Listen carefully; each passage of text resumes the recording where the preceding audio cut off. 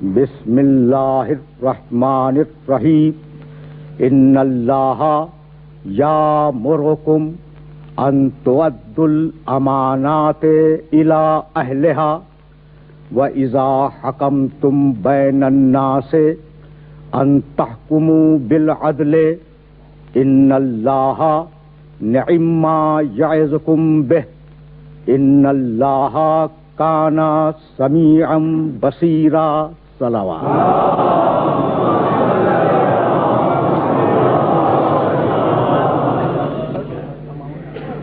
عزیزان محترم، اس باعزت اور باشرف اجتماع کے لیے میں نے سرنامہ کلام میں سورہ نساء کی ایک آیت کی تلاوت کا شرف حاصل کیا. سورہ نساء قرآن مجید کا چوتھا سورہ ہے اور وہ آیت جس کی تلاوت کا شرف حاصل کیا گیا اس کا نشان 58 ہے. اس آیہ مبارکہ میں پروردگار عالم نے یہ ارشاد فرمایا کہ ان اللہ یامرکم ان تؤدوا الامانات الی اہلہا. اللہ تمہیں حکم دیتا ہے کہ امانتوں کو صاحبان امانت کی طرف واپس پلٹا دو. امانتوں کو صاحبان امانت کی طرف پلٹا دو. وَإِذَا حَكَمْتُمْ بَيْنَ النَّاسِ، اور جب تم انسانوں کے درمیان فیصلے کرو، انسانوں کے درمیان حکومت کرو، ان تحکموا بالعدل، تو وہ حکومت عادل پہ ہو، ظلم پہ نہ ہو. ان اللہ نعم ما یعظکم بہ، اللہ تمہیں بہترین نصیحت کرتا ہے. ان اللہ کان سمیعا بصیرا، اللہ سننے والا بھی ہے، اللہ دیکھنے والا بھی ہے. بھائی عجیب بات یہ ہے کہ پروردگار نے سورہ نساء میں صاحبان اقتدار کو حکم دیا کہ فیصلے عدل پہ ہوں، اور سورہ نحل میں آواز دی 16واں سورہ قرآن مجید کا، ان اللہ یامر بالعدل والاحسان وایتاء ذی القربى وینہی عن الفحشاء والمنکر والبغی یعظکم لعلکم تذکرون. اللہ حکم دیتا ہے کہ معاشرتی زندگی میں، اپنی پوری زندگی میں عدل سے کام لو، احسان سے کام لو، رشتہ داروں کے ساتھ نیک سلوک کرو، بدکاری سے بچے رہو، بد اخلاقیوں سے بچے رہو، سرکشی سے بچے رہو. اللہ تمہیں نصیحت کرتا ہے تاکہ تم اچھے مسلمان بن جاؤ. اور ابھی پھر اسی سورہ نحل میں پروردگار نے عدل کے اوپر گفتگو فرماتے ہوئے یہ ارشاد فرمایا، ضرب اللہ مثلا رجلین، اللہ تمہارے سامنے دو قسم کے انسانوں کی مثال بیان کرتا ہے. احدہما ابکم لا یقدر علی شیء وہو کل علی مولاه اینما یوجہہ لا یأتی بخیر. تمہارے سامنے دو قسم کے انسان ہیں. ایک وہ ہے جو گونگا ہے، کسی چیز پہ قادر نہیں ہے، اس کا مولا اسے جہاں بھیجے وہ خیر لے کے واپس نہیں آتا. گونگا ہے، اب کم ہو، گونگا ہے. لا یقدر علی شیء، وہ کسی شے پہ قادر نہیں ہے. وہ کل علی مولا، اپنے مالک اور اپنے مولا پہ بوجھ ہے. اینما یوجہ ہو، اس کا مولا اسے جہاں بھی بھیجے وہ خیر لے کے واپس نہیں آتا. حل یستوی ہوا ومن یامر بالعدل وہو علی صراط مستقیم، کیا ایسا انسان اس انسان کے برابر ہو سکتا ہے جو حکم کرے عدل کا اور صراط مستقیم پر قائم ہو؟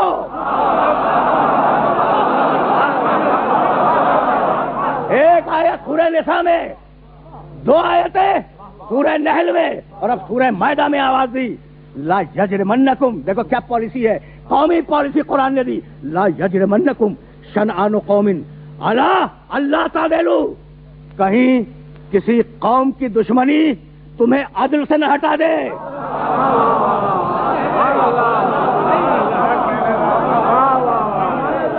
لا یجرمنکم شنآن قوم علی اللہ تعدلوا، کہیں کسی قوم کی دشمنی تمہیں عدل سے نہ ہٹا دے. وہ دن اور آج کا دن نہ معلوم کتنی قومیں عدل سے ہٹتی رہی.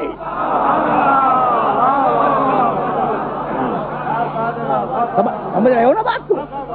لا یجرمنکم شنآن قوم الا لا تعدلوا اعدلوا هو اقرب للتقوی، عدل کرو، حکم ہے، امر ہے، قرآن کا امر ہے، اعدلوا، عدل کرو، هو اقرب للتقوی، عدل ہی تقوی سے قریب ترین ہے۔ دیکھ لو کس طریقے سے قرآن مجید عدل پہ بات کر رہا ہے، کس طریقے سے قرآن مجید نے عدل کی وضاحت کی۔ اچھا تو یہ اتنا زور عدل پر، اتنی شدت اس حکم میں کہ عدل پہ قائم رہو، عدل کرو، عدل کا حکم دو۔ میں تمہیں عدل کا حکم دے رہا ہوں، بات کیا ہے؟ تمہاری تخلیق میں عدل ہے، تمہاری تخلیق میں عدل ہے۔ کیا بھول گئے سورہ انفطار کو؟ یا ایھا الانسان ما غرک بربک الکریم الذی خلقک فسواک فعدلک فی ای صورت ما شاء رکبک۔ اے انسان تجھے تیرے کریم رب کی طرف سے کس چیز نے ہٹا دیا؟ تیرا کریم رب وہ ہے جس نے تجھے خلق کیا، تجھے نوک پلک سے اچھا بنایا، عدل کا تیرے اندر عدل قائم کیا،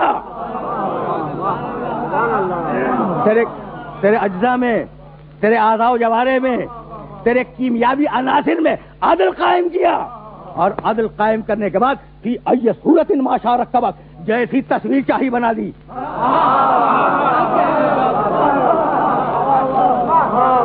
اب کسی تصویر پہ اعتراض نہ کرنا، اس لیے کہ بنی ہے تو عدل سے بنی ہے۔ تو انسان کی تخلیق میں عدل شامل، بھائی سننا خدا کی قسم، انسان کی تخلیق میں عدل شامل ہے، اور اب انسان کی بقا میں عدل شامل ہے۔ دیکھو سورہ حدید میں پروردگار نے ایک دوسرا لفظ متعارف کرایا، قسط کے معنی بھی عدل۔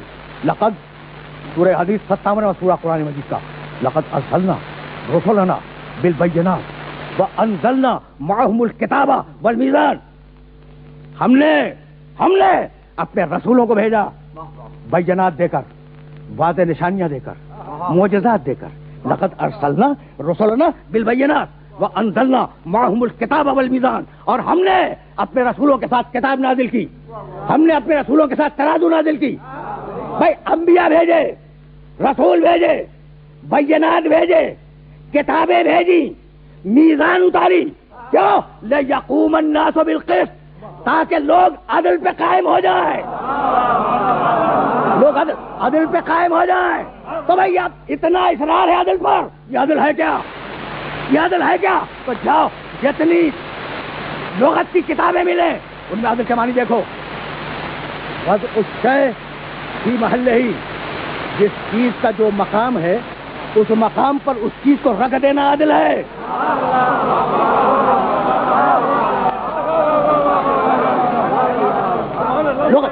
لغت ہے، لغت، وضع الشیء فی محلہ ہی، جس چیز کا جو مقام ہے اس مقام پر اس چیز کو رکھ دینا، یہی عدل ہے۔ تو رکھنے سے پہلے دیکھ بھی تو لیا کرو کہ یہ مقام ہے بھی یا نہیں۔ نے تعریف کی عدل کی کہ شے کو مناسب مقام پہ رکھو، اور اب دین نے اور عمرانیات نے تعریف کی عدل کی، اعطاء کل ذی حق حقہ، ہر حقدار کو اس کا حق دے دینا عدل ہے۔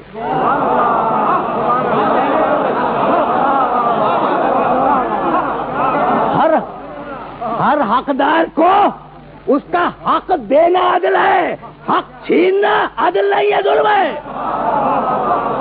اگر یہاں تک آ گئے کہ عدل کرو، عدل پہ قائم رہو، ہم نے تمہاری تخلیق عدل پہ کی ہے، ہم نے انبیاء کو بھیجا ہے تاکہ تمہیں عدل پر قائم کرے، تو کیا خود وہ عادل نہیں ہے؟ بھائی ہے نا قابل غور بات؟ تو دیکھو قرآن مجید کا ایک کلیہ یاد رکھنا، اللہ کی کتاب، اتامرون الناس بالبر وتنسون انفسکم، تم لوگوں کو نیکی کا حکم دیتے ہو اور خود نیکی نہیں کرتے، یہ کون سی شرافت ہے؟ تم نیکی کا حکم دیتے ہو، خود نیکی نہیں کرتے، یہ کون سی منطق ہے؟ تو جو حکم دے وہ خود بھی کرے۔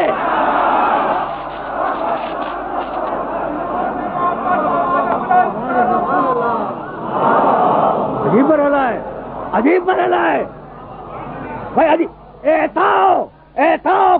حق حقہ، ہر حقدار کو جو مستحق ہو اس کا حق دے دو. اچھا مجھے بتلاؤ، خدا کی قسم بتلاؤ، میں 2 خدا مانوں 5 مانوں، آپ کو کیا اعتراض ہے؟ کہا بھائی وہ اس کا حق یہ ہے کہ وہ اکیلا ہو، اس کا حق یہ ہے کہ وہ اکیلا ہو. تو جس کا حق یہ ہے کہ اکیلا ہو، تم نے اس کے شریک کیسے بنا دیے؟ تو شریک بنانا ظلم، ایک ماننا عادل. اسی لیے قرآن نے کہا ان الشرک لظلم عظیم، شرک ظلم ہے، دنیا کا عظیم ترین ظلم شرک ہے. کیوں؟ اس لیے کہ جو اس کا حق ہے اسے دے دو. وہ ایک ہے، ایک کے علاوہ ممکن نہیں ہے. بھائی سمجھ رہے ہو نا بات کو؟ تو جو صاحب حق ہو اس کا حق دے دو. اب یہ کیسا انصاف ہے کہ جو تمہیں عادل سکھانے کے لیے آیا اسے معصوم اور عادل ماننے کے لیے تیار نہیں ہو.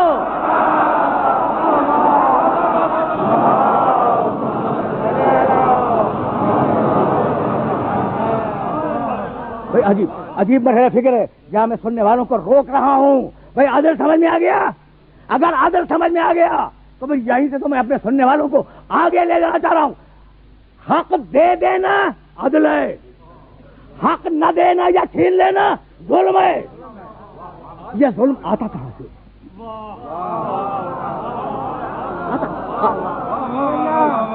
یہ ظلم آتا کہاں سے ہے نا سوال؟ یہ ظلم آتا کہاں سے؟ میں تو ظلم کا سرچشمہ طغیان، سرکشی کیا بتلاؤں اپنے سننے والوں کو.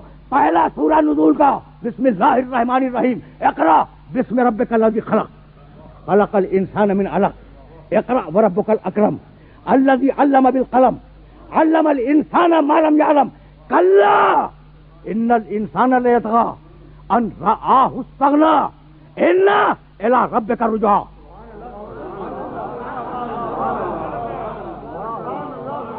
سننا، میں نے 8 آیتیں پڑھی ہیں سورہ علق کی ابتدا کی، 5 پہلی وہی ہے، اس کے بعد میں نے اور 3 آیتیں پڑھی. حبیب پڑھ حبیب، اپنے اس رب کے نام سے پڑھ جس نے خلق کیا، جس نے خلق الانسان من علق، جس نے انسان کو جمے ہوئے خون سے پیدا کیا. اقرا وربک الاکرم، حبیب پڑھ تیرا رب بڑا کریم ہے. الذی علم بالقلم، پہلی وحی میں قلم کا تذکرہ ہے.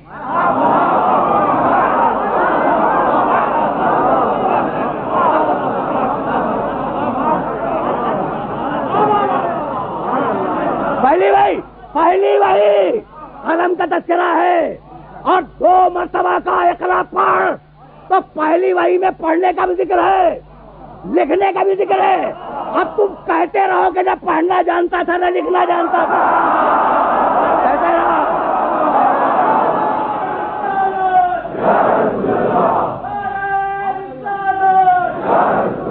بہت توجہ ہے. پہلی وحی میں علم پہ گفتگو کی اور اس کے بعد کہا کلا ان الانسان لیطغی، یہ انسان بڑا سرکش ہے. یہ انسان بڑا سرکش ہے. یہ سرکشی کب کرتا ہے؟ ان رآہ استغنی، جب وہ دیکھے کہ ہم مستغنی ہو گئے. بھائی ابھی علم کا تذکرہ تھا، ابھی سرکشی کا تذکرہ آیا، اور ابھی دولت کا تذکرہ آیا. علم، سرکشی، دولت. یہ مستغنی ہونے کے بعد سرکشی اختیار کرتا ہے اور بھول جاتا ہے کہ ان الی ربک الرجعی، اسے رب کی بارگاہ میں واپس جانا ہے. تو علم کے ساتھ سرکشی کا تذکرہ، یعنی ہے علم میں سرکشی. اب جہاں علم آیا وہاں بڑے بڑے کارخانے آئے، دیو ہیکل فیکٹریاں آئیں، اسلحے ڈھالنے کی مشینیں آئیں. اور جب مشینیں آئیں تو دنیا نے یہ طے کیا کہ ہمارے پاس دولت ہے، ہمارے پاس طاقت ہے، ہمارے پاس زر مبادلہ ہے، ہمارے پاس سارے آلات حرب ہیں، سارے مہلک ہتھیار ہمارے پاس ہے. اب ہمارا حق ہے کہ ہم انسانیت کو غلام بنا لیں. یہ ظلم نہیں ہے تو کیا ہے؟ اللہ ان الانسان لیطغی، طغیان، انسان طغیان کرتا ہے، سرکشی کرتا ہے. اور اب آواز دی الم تری کیف فعل ربک بعاد. حبیب کیا تو نے نہیں دیکھا کہ اللہ نے قوم عاد کا کیا انجام کیا؟ بھائی عجیب خطاب ہے نا. اور ایک انتہائی مانوس آیا جو گزشتہ سال پڑھ چکا ہوں، وہ تمہیں ہدیہ کر کے آگے بڑھ جاؤ. بسم اللہ الرحمن الرحیم، الم تری کیف فعل ربک باصحاب الفیل. حبیب کیا تو نے نہیں دیکھا کہ تیرے رب نے ہاتھی والوں کا انجام کیا کیا؟ کیا تو نے نہیں دیکھا رسول دنیا میں آنے سے پہلے ہاتھی والوں کا انجام بھی دیکھ رہا تھا، قوم عاد کا انجام بھی دیکھ رہا تھا۔ کیا تم نے نہیں دیکھا کہ اللہ نے قوم عاد کا کیا انجام کیا؟ ارم ذات العماد بڑی بڑی عمارتوں والے لوگ تھے۔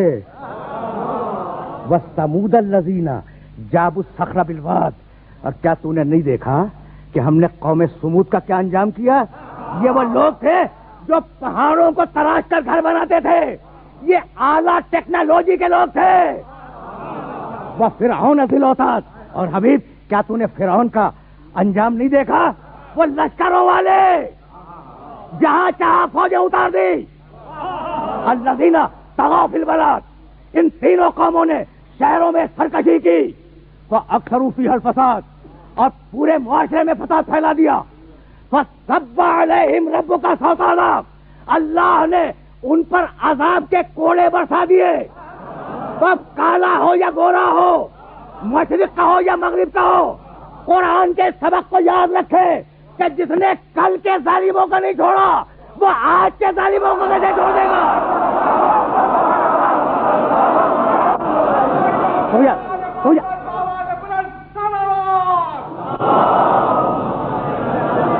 دیکھ رہے ہو بھائی، دیکھ رہے ہو طغیان کو؟ طغیان سمجھ میں آیا بھائی؟ توجہ رہے، توجہ رہے، بہت زیادہ ان مراحل میں روکنا نہیں ہے، لیکن سنتے جاؤ۔ کلا ان الانسان یطغی، سورہ علق، انسان سرکشی کرتا ہے، طغیان کرتا ہے۔ الذین طغوا فی البلاد، سورہ والفجر، ان لوگوں نے طغیان کیا، سرکشی کی، ہم نے تباہ کر دیا۔ طغیان سمجھ رہے ہو نا بات کو؟ عدل کے مقابلے میں طغیان،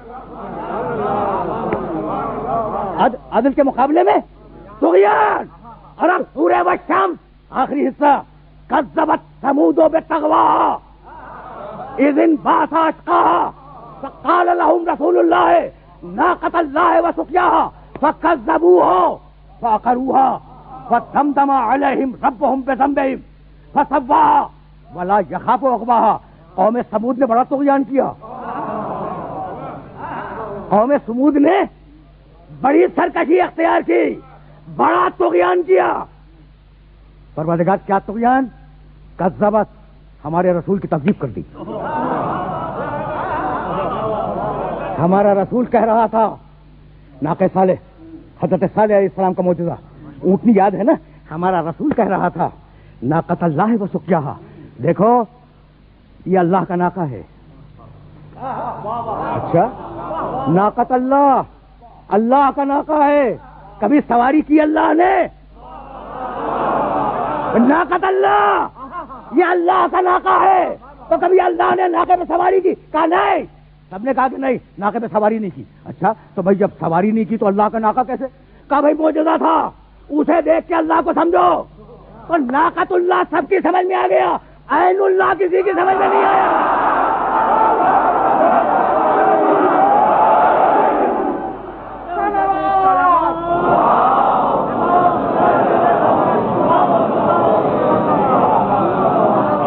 فکذبوها فعقروها فدمدم علیہم ربہم بذنبہم فسواہا، انہوں نے ہمارے نبی کی تکذیب کر دی اور ان سب نے مل کر ناقہ صالح کی ٹانگیں کاٹ دی۔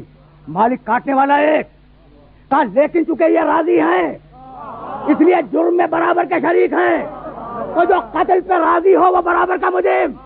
اب قاتلان حسین کے متعلق فتویٰ کیا ہے؟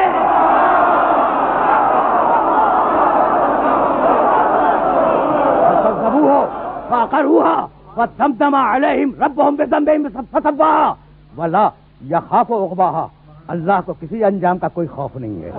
انجام بنانے والا وہ ہے، آغاز بنانے والا وہ ہے، اسے خوف کیا ہوگا؟ تو بھائی طغیان سمجھ میں آیا؟ یہی طغیان جو قوموں کے اندر ہے، جب عمل کی صورت میں آ جائے تو ظلم کہلاتا ہے۔ اب تم پوچھو گے کہ یہ طغیان آیا کہاں سے، مزاج میں سرکشی آئی کہاں سے؟ تو اب میں سورہ والشمس کی آخری آیتیں پڑھ رہا تھا، اب ذرا سورہ والشمس کی ابتدائی آیتیں دیکھو، کیا کائناتی عدل پہ گفتگو ہے۔ بسم اللہ الرحمن الرحیم، والشمس وضحاها والقمر اذا تلاها والنہار اذا جلاها واللیل اذا یغشاها والسماء وما بناها والارض وما طحاها ونفس وما سواها. قسم ہے سورج کی، قسم ہے اس کے کمال کے وقت کی، قسم ہے چاند کی جب سورج کے پیچھے بلا فاصلہ آئے، قسم ہے دن کی کیا روشن بنایا ہے ہم نے دن کو. دیکھو کائناتی عدل پہ گفتگو ہو رہی ہے. واللیل اذا یغشاها، قسم ہے رات کی کیا تاریخ بنائی ہے ہم نے یہ رات.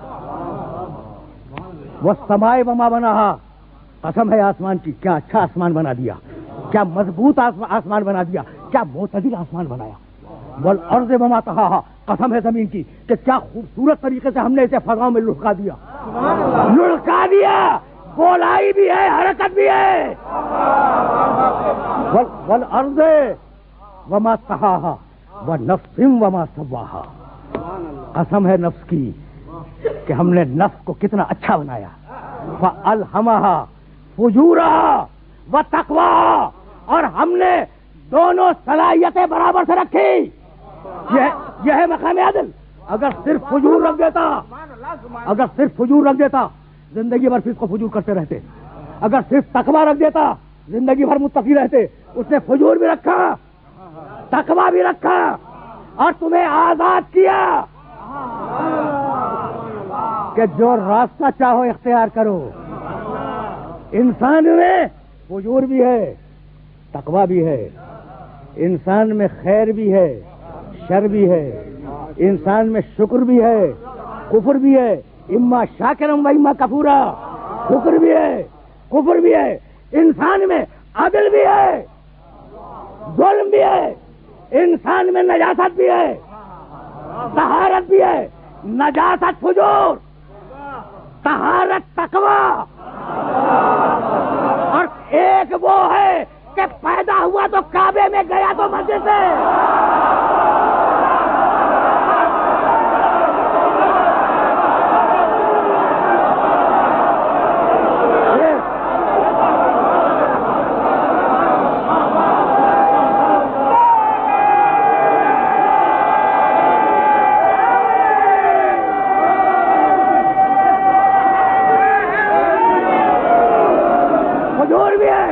حضور بھی ہے، تقویٰ بھی ہے. تو اب عدل کیسے آئے؟ کیسے آئے عدل؟ سورہ شورا، اور سورہ شورا کی طویل آیت کا ایک ٹکڑا. وَأُمِرْتُ أَنْ أَعْدِلَ بَيْنَكُمْ، حبیب کہہ دے کہ مجھے اس نے حکم دیا ہے کہ میں تمہارے درمیان عدل سے کام لوں. تو محمد ہے عدل کرنے والا پوری انسانیت کے درمیان. طے ہے نا؟ اب ذرا ایک جملہ سننا. عدل کی ضد ہے ظلم، اور قرآن نے کہا بودان للقوم الظالمین، ظالم دور ہو جائے ہم سے. جملے کو الٹ دو، جو عادل ہو وہ قریب آئے. یہ معیار دے دیا، معیار دے دیا. جو دور جائے وہ ظالم، جو قریب آئے وہ عادل. اب جو اللہ سے جتنا قریب اتنا بڑا عادل. اب ایک رات پروردگار نے اسے بلا کر قاب قوسین پہ بٹھا دیا. بسم اللہ الرحمن الرحیم. سورہ والنجم اذا ہوا ما ضل صاحبکم وما غوا وما ينطق عن الهوى ان هو الا وحی یوحی علمہ شدید القوى ذو مرۃ فاستوى وهو بالافق الاعلى فكان قاب قوسین او ادنى فدنا فتدلى فاوحى الى عبده ما اوحى ما قدم الفؤاد ما رأى. قسم ہے ستارے کی، قسم ہے ستارے کی جب وہ ٹوٹ کر چلا. ما ضل صاحبکم، تمہارا توجہ رہے، تمہارا صاحب، تمہارا نبی ماضی میں کبھی گمراہ نہیں تھا.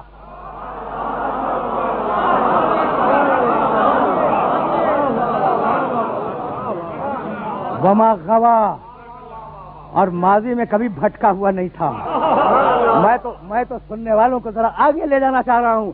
درمیان سے میں نے آیتیں چھوڑی. فکان قاب قوسین او ادنا، وہ آیا امکان کی آخری حد پہ آیا اور ایک کمان بن گیا. دو کمانوں کی آدھی آدھی. قاب قوسین ایک کمان بنا. میرا نبی معراج کی شب میں جب آخری منزل پہ گیا ہے امکان کی تو کمان بنا. بھائی کمان سجدے میں بنتی ہے نا. اچھا تو ضرورت تھی اس بات کی کہ نبی وہاں جانے کے بعد سجدہ کرے؟ تھی ضرورت. تم سے بہتر کون سمجھے گا؟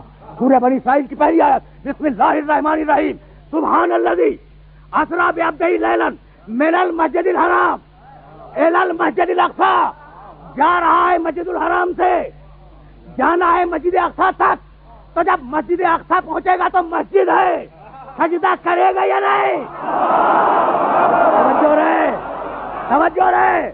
اور اب ایک آیت کی طرف زحمت دوں گا. ماں کذب فؤاد مارا, اس نے جو نشانیاں دیکھی, میرے حبیب نے, میرے محمد نے جو نشانیاں دیکھی, اس کے دل نے اس کی آنکھوں کی تکذیب نہیں کی. یعنی عجیب پالیسی میکنگ آیت ہے. دیکھو تم ابھی نکل کے باہر آسمان کی طرف دیکھو, بڑے چھوٹے چھوٹے سے آنکھیں کہہ رہی ہیں چھوٹے ہیں, دل کہہ رہا ہے بڑے ہیں. تو تمہاری آنکھ تمہارے دل کا ساتھ نہیں دیتی اور تمہارا دل تمہاری آنکھ کا ساتھ نہیں دیتا. ان دونوں میں سے ایک جھوٹا ضرور ہے. اب جو مکمل صداقت ہو اس کی نگاہ اس کے دل کی تائید کرے گی, اس کا دل اس کی نگاہ کی تائید کرے گا.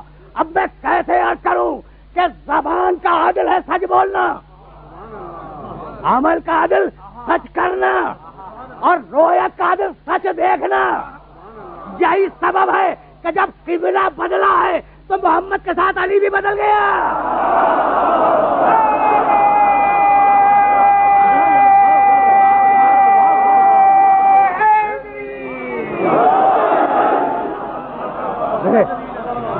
میرے نبی کا مقام عدل دیکھا, میرے نبی کا جسمانی مقام دیکھا. بھائی اب ذرا توجہ رکھنا. مقام عدل پہ ہے, عدل کرنے کے لیے آیا ہے. امیر تو مجھے حکم دیا گیا ہے کہ میں تمہارے درمیان عدل کروں, لیکن عدل سختی والا عدل نہیں, نرمی والا عدل. وما ارسلناک الا,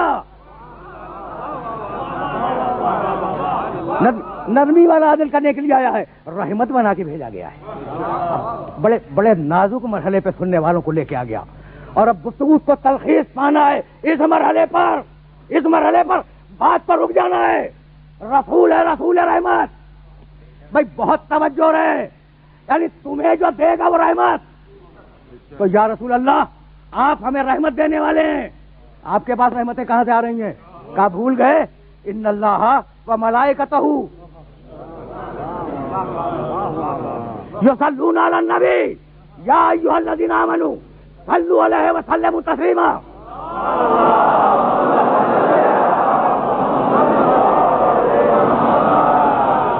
اللہ رحمت بھیجتا ہے, فرشتے رحمت لے کے آتے ہیں. کس پر؟ نبی پر. یا ایھا الذین آمنوا صلوا علیہ. ایمان لانے والوں تم بھی اس کے لیے دعائے رحمت ہدیہ کرو. یہی ہے نا. اللہ اور فرشتے درود بھیجتے ہیں نبی پر, محمد پر نہیں. لفظ محمد نہیں ہے. قرآن میں 4 مقامات پر لفظ محمد استعمال ہوا. پروردگار یہاں بھی استعمال کر دکھا نہیں. نبی ان اللہ و ملائکتہ یصلون علی النبی, نبی پہ درود ہے. اچھا محمد پہ نہیں, اچھا رسول پہ بھی نہیں.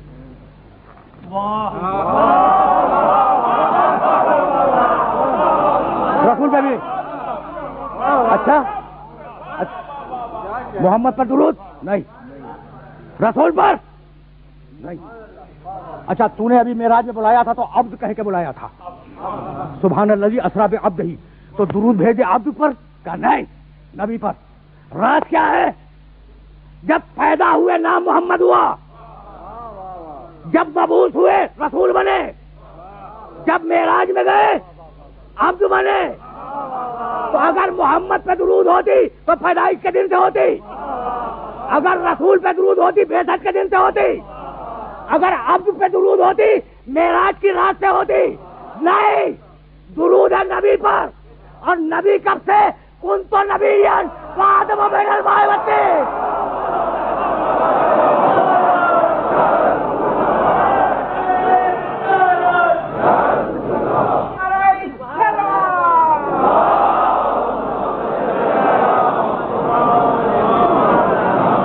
ان اللہ و ملائکتہ یصلون علی النبی، فرشتے رحمت لا رہے ہیں، اللہ رحمت بھیج رہا ہے، بھیج رہا ہے، بھیجتا رہے گا، صیغہ مضارع ہے۔ فرشتے لا رہے ہیں، لاتے رہیں گے، صیغہ مضارع ہے۔ تو محمد کی زندگی کا کوئی لمحہ اللہ کی رحمت سے دور نہیں ہے۔ تو جس کی پوری زندگی نزول رحمت کے دائرے میں گزر رہی ہو، اس کی زندگی میں غفلت نہیں ہوگی، نسیان نہیں ہوگا۔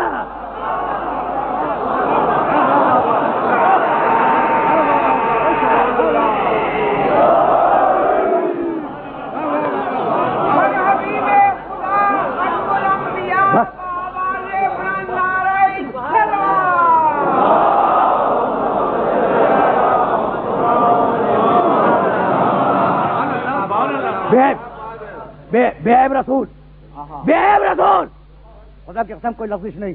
دشمن کی نگاہ سے میرے رسول کے کردار کو دیکھو، اور اگر ایک لفظ بھی نکال کے لاؤ تو ممبر پہ آنا چھوڑ دوں گا۔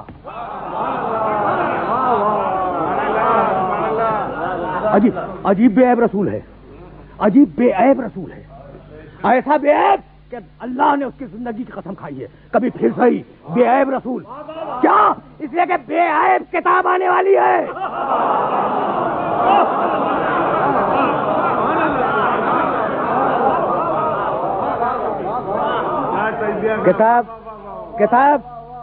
کتاب بے عیب، لا یاتیہ الباطل من بین یدیہ ولا من خلفہ۔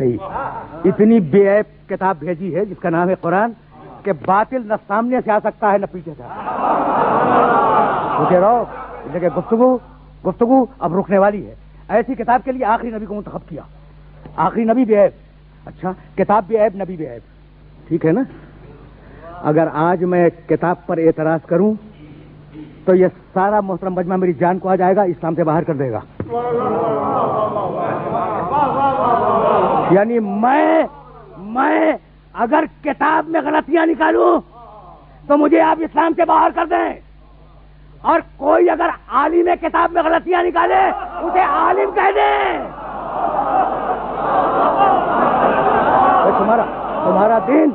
تمہارا دین عدل پہ قائم ہے، اور عدل میں دوہرا معیار نہیں ہوتا۔ اب میں گفتگو کو سمیٹ رہا ہوں، بھائی عدل سمجھ میں آ گیا، اس کی ضد ہے ظلم، اور اب ظلم کے حوالے سے فقط 3 آیتیں سننا، بات تمام ہو گئی۔ ظلم کے حوالے سے ان الشرک، توحید کے حوالے سے سننا، ان الشرک لظلم عظیم۔ ایک خدا کے علاوہ کوئی اور خدا ماننا، خدا کی خدائی میں کسی کو شریک کرنا شرک ہے، ظلم ہے۔ بھائی دیکھنا، توحید کے حوالے سے ظلم سمجھ میں آ گیا۔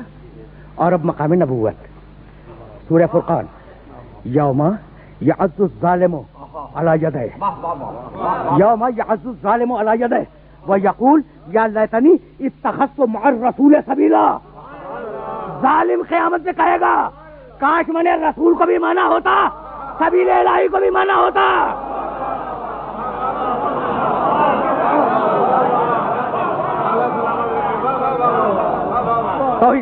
توحید کے مقابلے پر بھائی بات ہو جو رہے، توحید کے مقابلے پر شرک، ظلم، رسالت کے مقابلے پر انکار، ظلم، ٹھیک ہے نا؟ اور اب ایک آیت ہدیہ کرنا چاہ رہا ہوں میں، کیا کمال کی آیت ہے۔ اذ ابتلی ابراہیم ربہ بکلمات فاتمہن قال انی جاعلک للناس اماما، قال انی جاعلک للناس اماما قال ومن ذریتی قال لا ینال عہد الظالمین۔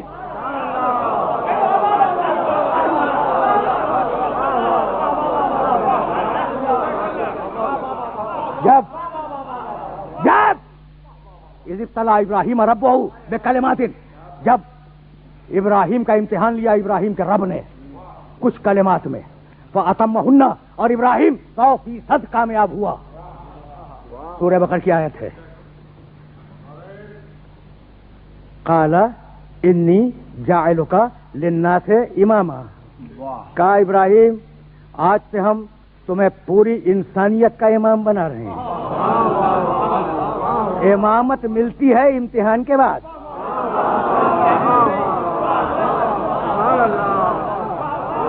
انی جاعلک للناس اماما. ابراہیم خوش ہو گئے کہ اللہ مجھے امامت دے رہا ہے. نبوت مل چکی ہے, خلت خلیل اللہ بن چکے ہیں, رسالت ہے, اولو العزم ہے. اب یہ کون سا اتنا بڑا عہدہ مل گیا؟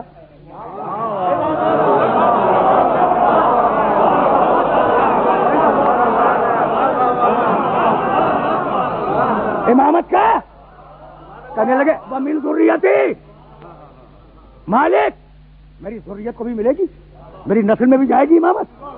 بھائی توجہ رہے. قال لا ينال عهد الظالمین. کہا ابراہیم ظالموں کو نہیں ملے گی, ظالموں کو نہیں ملے گی. امامت ظالموں کو نہیں ملا کرتی. جملے کو الٹ دو, اگر ظالموں کو نہیں ملے گی تو عادلوں کو ملے گی نا.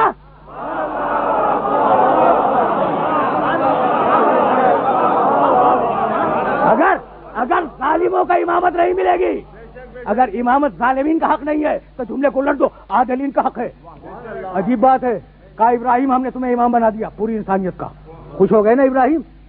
تخت نمرود کے پاس, تاج نمرود کے پاس, خزانے نمرود کے پاس, فوج نمرود کے پاس, لشکر نمرود کے پاس, عسکر نمرود کے پاس, سارا اقتدار نمرود کے پاس, خالی امامت ابراہیم کے پاس.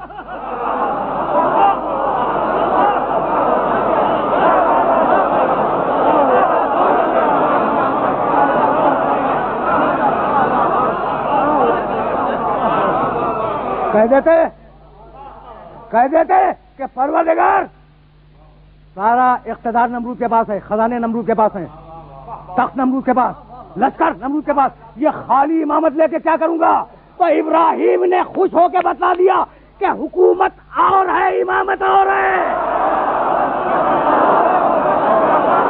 بس میرے دوستوں, میرے عزیزوں, نسل ابراہیم میں 2 عہدے چلے. وجعلنا فی ذریتہ النبوۃ والکتاب. ہم نے ابراہیم کی نسل میں نبوت رکھی, کتاب رکھی, اور ابراہیم نے امامت اپنی نسل کے لیے مانگی. نبوت اللہ کا انعام ہے, امامت ابراہیم کی مانگی ہوئی ہے تو ایسا ہی ٹھیک ہے نا. اب 2 عہدے چلے ہیں نسل ابراہیم میں, کتابیں ابراہیم کی نسل میں, نبوتیں ابراہیم کی نسل میں, امامتیں ابراہیم کی نسل میں. کوئی نہ خدا پہ نسل پرستی کا الزام لگاتا ہے, نہ ابراہیم پہ نسل پرستی کا الزام لگاتا ہے.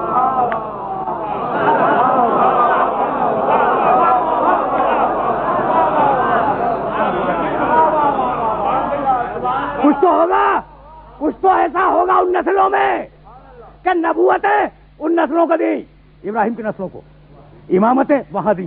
تو اب چلے اللہ کے دیے ہوئے 2 عہدے ابراہیم کی نسل میں, ایک نبوت اور ایک امامت.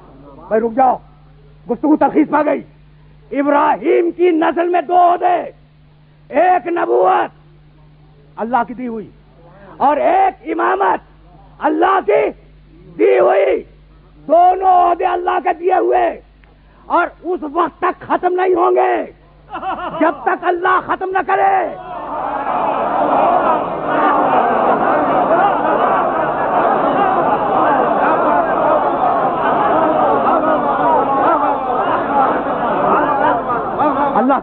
اللہ کے دیے ہوئے عہدے ہیں.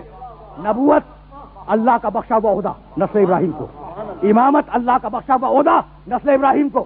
دونوں عہدے اللہ نے دیے, تو اللہ ہی ختم کرے تو ختم ہو, ورنہ یہ عہدے ختم نہیں ہوں گے. ایک مرتبہ سورہ احزاب میں آیت آئی وما کان محمد ابا احد من رجالکم ولکن رسول اللہ وخاتم النبیین وکان اللہ بکل شیء علیما. ہم نے محمد پر نبوت ختم کر دی.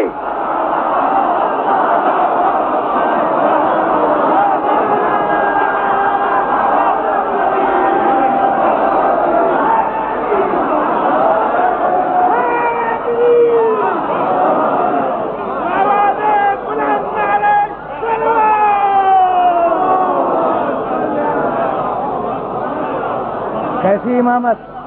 قرآن نے امامت کا تعارف کرایا ہے، وجعلناہم ائمۃ یہدون بامرنا واوحینا الیہم فعل الخیرات واقام الصلاۃ وایتاء الزکاۃ وکانوا لنا عابدین۔ ہم نے ان لوگوں کو امام بنایا۔ دیکھو شرط امامت، اب جہاں امامت ہوگی یہ شرط آئے گی۔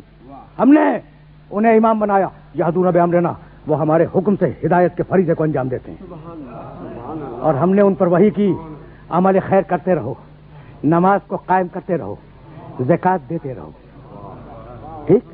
وَكَانُوا لَنَا عَابِدِينَ۔ یہ امام بننے والے ہمارے پرانے عبادت گزار بندے تھے۔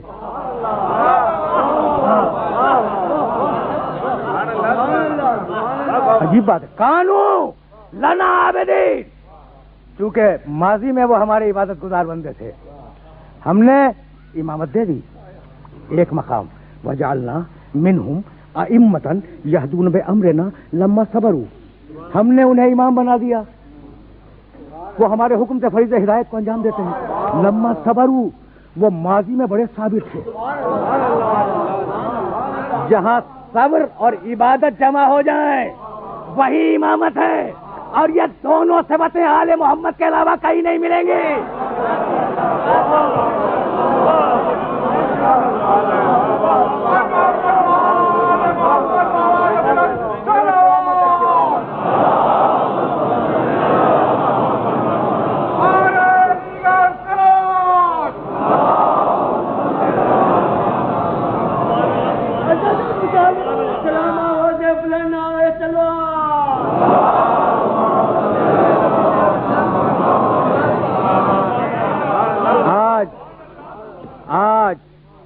آپ کا یہ اجتماع اسی سلسلہ امامت کی تیسری فرض کی یاد میں ہے۔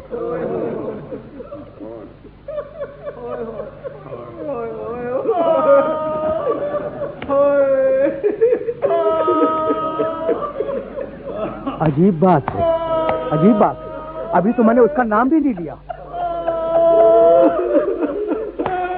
یہ کون ہے؟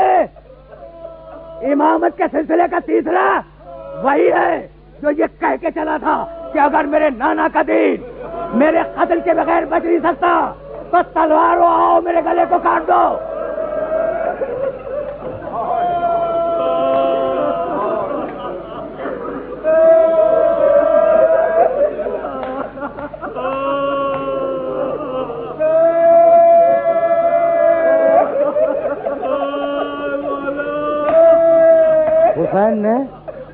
حسین نے 28 رجب کو مدینے سے سفر اختیار کیا ہے۔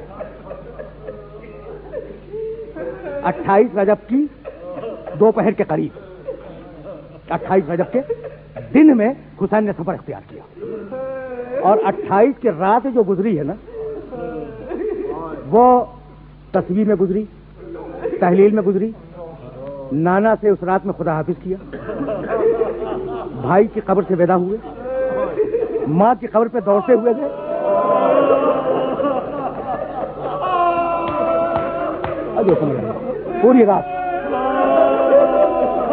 پوری رات حسین نے قبر رسول، قبر حسن، قبر سیدہ پہ گزاری۔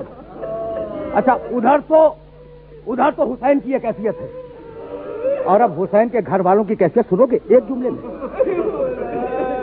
ایک صحابی ہیں حضرت عروہ غفاری رضی اللہ تعالیٰ عنہ، کان نہیں تھے، اور یہ بزرگ اتنے گراگوش تھے، اتنے گراگوش کہ کانا لا یسمع الرعد، بادلوں کے گھڑگھڑانے کی آواز بھی ان کے کانوں میں نہیں آتی تھی۔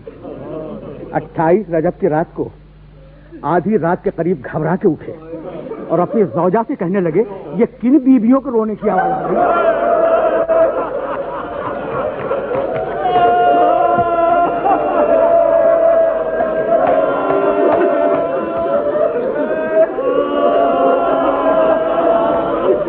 میں تو بادل کی گھڑگھڑاہٹ نہیں سنتا، یہ کن بیویوں کے رونے کی آواز میرے کانوں میں آ رہی ہے۔ زوجہ نے پکار کے کہا ارے محمد کی نوازیاں رو رہی ہے۔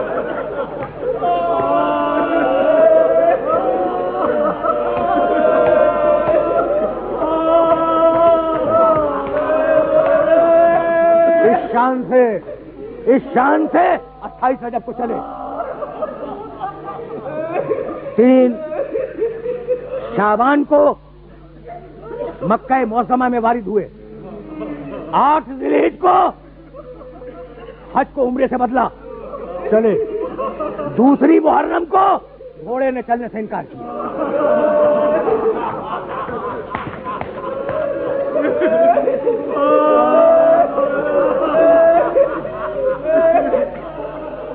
کہا عباس، مختصر کر رہا ہوں بات. کہنے لگے عباس خیمے لگواؤ. عباس خیمے لگواؤ. خیمے لگے. شہزادی زینب سکینہ کو گود میں لیے ہوئے ایک خیمے میں گئی. اچھا شہزادی زینب کو پہچانتے ہو بھائی؟ اس بی بی کا شجرہ یاد رکھنا. زینب بنت فاطمہ بنت رسول اللہ. یہ رسول کی بیٹی ہے. اچھا سکینہ کا شجرہ ذہن میں ہے. سکینہ بنت الحسین ابن فاطمہ بنت رسول اللہ. شہزادی زینب 5 سال کی بچی کو گود میں لیے ہوئے اتری، خیمے کے اندر گئی. جیسے ہی زمین پہ بیٹھی ایک زرد غبار اڑا اور سکینہ کے بالوں پہ مٹی جم گئی. کا فضہ ذرا بھیا کو تو بلانا. حسین آئے بہن کیا ہے؟ کہا بھائی جتنی جلد ممکن ہو اس زمین سے نکل جاؤ. ارے یہ مٹی میری بچی کے بالوں میں جم رہی ہے. ایک مرتبہ مٹھی خاک اٹھائی، ناک سے لگائی. کہا میرے ماں جائے تیرے خون کی خوشبو آ رہی ہے.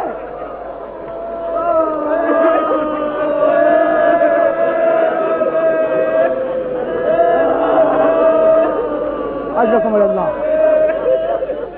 کہا بہن، کہنے لگے بہن قیامت تک اب اسی زمین میں رہنا. 2 محرم کو خیمے لگے. 4 محرم کو فوجیں آئیں.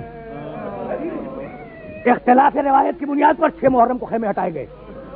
7 سے پانی بند ہوا. ٹھیک ہے نا. 9 محرم کی 9 حسین علیہ السلام فوجوں میں گھر گئے.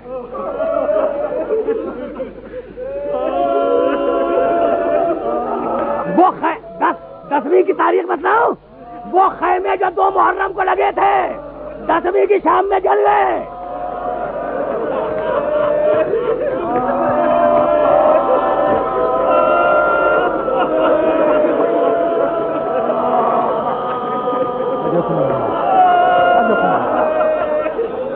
بھائی دیکھنا وہ دیکھو میرے حسین کا موجودہ دیکھو. میرے حسین کا موجودہ دیکھو. وہ قوم عاد والے جنہوں نے اونچی اونچی بلڈنگیں بنائی تھیں آج بلڈنگوں کا نشان نہیں ہے. وہ بستیاں خواب و خیال میں بھی نہیں ہیں. وہ قوم سمود والے جنہوں نے پہاڑوں کو تراش کے مکانوں کو بنایا تھا. مکانات محفوظ نہیں ہیں. بڑی بڑی تہذیبیں مٹ گئیں. بڑے بڑے تمدن خاک ہو گئے. ایسی تہذیبیں مٹ گئی جن کا عروج تھا اور آج نہ وہ تاریخ میں نہ حافظے میں. لیکن وہ بستی جو 8 دن کے لیے بسی 2 محرم کو خیمے لگے 10 محرم کو خیمے جل گئے.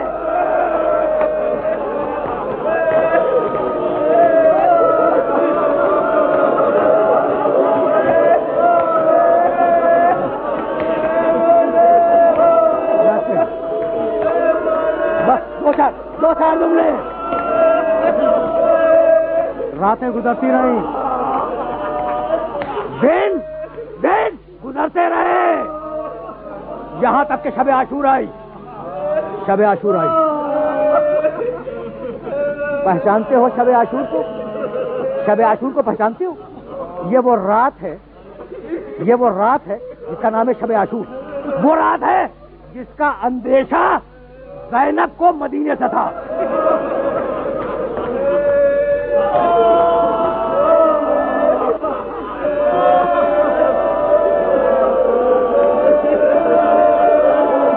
بس میرے دوستو، میرے عزیزو، تم نے گھریا کیا، مجلس تمام ہوئی، 2 جملے۔ اصحاب حسین شب عاشور اپنے اپنے خیموں میں عبادات میں مشغول ہیں، اور عبادات کے ساتھ اپنے اسلحوں کو صاف کرتے جا رہے ہیں۔ کوئی تلواروں کو چمکا رہا ہے، کوئی نیزوں کی انیوں کو دیکھ رہا ہے، کوئی اپنے تیروں کو گن رہا ہے۔ اس کیفیت میں اصحاب حسین رات گزار رہے ہیں۔ آدھی رات کے قریب ہلال ابن نافع کہتا ہے کہ میں حسین کے پیچھے تھا۔ ایک مرتبہ حسین شہزادی زینب کے خیمے میں داخل ہوئے۔ تم رو چکے؟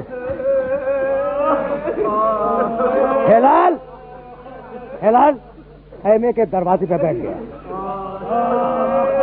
اس نے بھائی اور بہن کی گفتگو سنی۔ زینب نے پوچھا، بھیا کل کا کیا فیصلہ ہوا؟ کہا بہن جنگ ہوگی۔ کہا بھیا آپ نے اپنے ساتھیوں کو آزما لیا ہے۔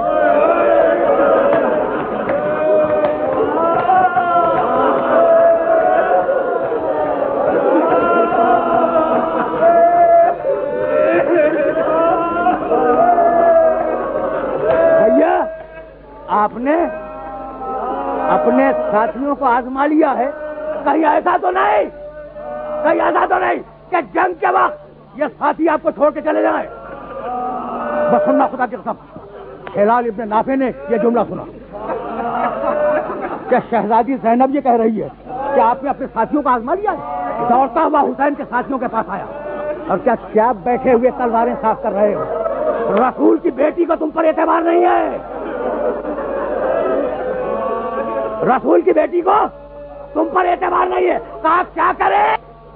کہا جن کے پاس تلواریں ہیں وہ تلواریں اٹھائیں، جن کے پاس نیزے ہیں وہ نیزے اٹھائیں، تلواروں والے تلواریں گلے پہ رکھیں، نیزوں والے نیزے سینوں پہ رکھیں، اور چلے شہزادی کے خیمے کے دروازے پر۔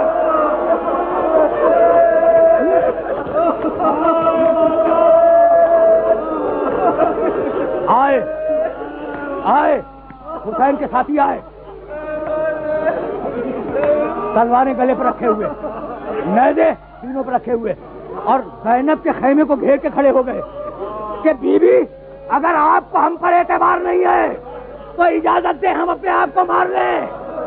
پوری رات حسین کے ساتھی ہلال کی نگرانی میں زینب کے خیمے کی عبادت کرتے رہے۔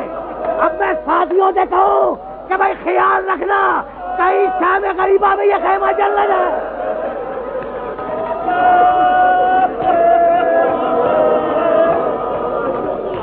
آ گئی نا، آئی عاشور کا دن تمام ہوا، غریبوں کی شام آئی، کٹے ہوئے سروں کی شام آئی، کچلے ہوئے لاشوں کی شام آئی، تماچے کھانے والی بچی کی شام آئی، اس کی شام آئی جس کے گوشت والے نوچے گئے، اس کی شام آئی جس کے کرتے کے دامن میں آگ لگ گئی۔ آخری جملہ تقریر اب آگے نہیں جائے گی۔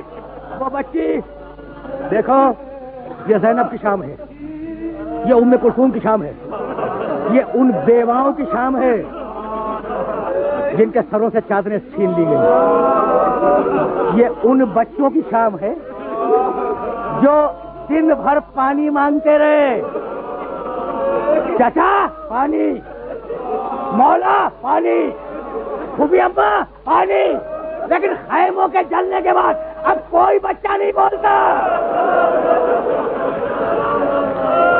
ارے بھائی بچہ بولے تو کیسے؟ سارے پانی لانے والے،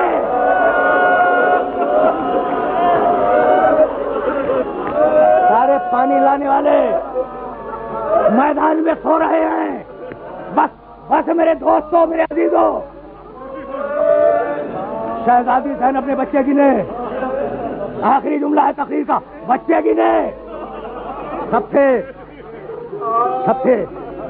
حسین کے سینے پہ سونے والی بچی نہیں تھی۔ سنو گے؟ چلی شہزادی زینب تلاش کرتی ہوئی چلی، سکینہ سکینہ اگر میری آواز سنو تو لبیک کہو، سکینہ اگر آواز سنو تو لبیک کہو۔ اتنے میں مقتل سے آواز بلند ہوئی، بہن زینب آہستہ بولو، بچی میرے پاس ہے۔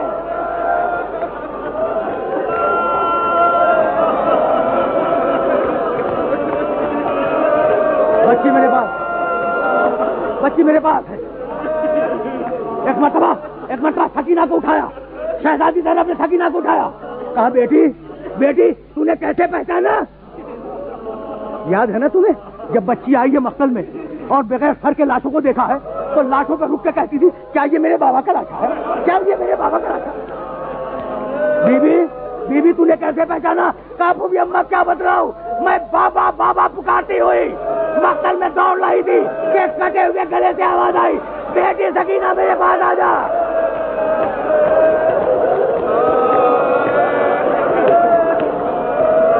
اجرکم اللہ، بیٹی سکینہ میرے پاس آ جا۔ ایک مرتبہ نے سکینہ کو گود میں اٹھایا، کہا بیٹی چل، کہا نہیں پھوپھی اماں بابا کے پاس رہنے دے، کہا نہیں بیٹے نہیں بیٹے جنگلوں میں رات نہیں گزارا کرتے۔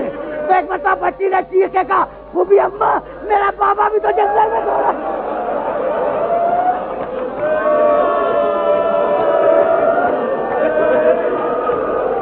لائی شہزادی سکینہ کو لائی، اب جیسے بھی پانی آیا ہو، پانی آیا، کہا بی بی پانی آ گیا۔ وجہ سننا تھا کہ بچی خوش ہو کے اٹھ گئی، ارے میرا چچا آ گیا، میرا چچا پاس آ گیا۔